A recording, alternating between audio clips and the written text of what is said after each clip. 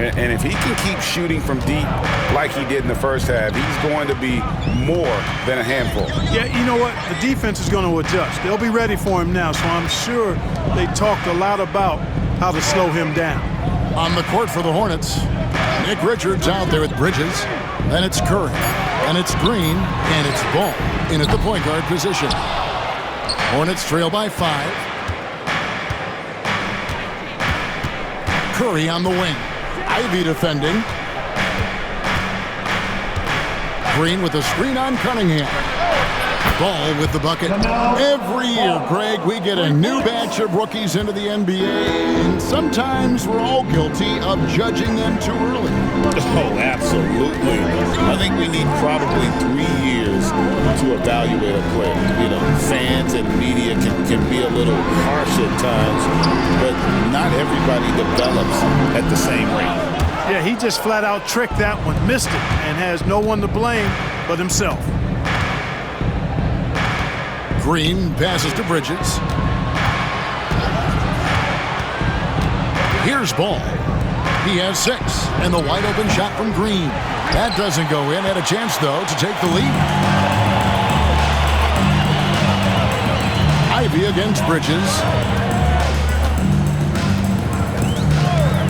Just over a minute and a half have passed here in the third quarter. Cunningham's shot is off. And out of the gates here in this second half, they have not started well. 0 of 3. For the tie. Shooting foul as the whistle blows. He'll shoot 2 free throws. Nice work to get it inside and draw the contact. Exactly. The defense determined not to allow the easy layup right there. They'll settle for making him earn the free throw. Clark with the Hornets. They were hit with injuries as hard as any team in the NBA in the 23-24 season.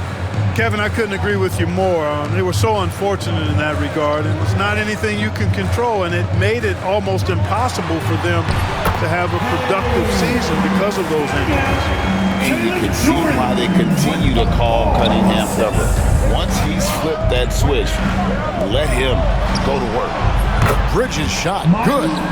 And his presence as a scorer, it just has a calming effect for the rest of the team. He's a fallback option whenever they need him. Now, here's Cunningham.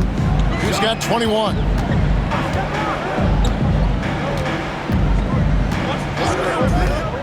Six on the shot clock. Bridges with the steal. Outside, Green. Back to Bridges. Inside, here's Ball, and Ball slams it in. Ball exploding off the floor for a big slam. Young fella's got some pretty good hops on it. Now, here's Ivy. He's got 5. Stewart with it, and Curry picks him up defensively. And here's Stewart. Cunningham left side. And a little luck that time, but it drops.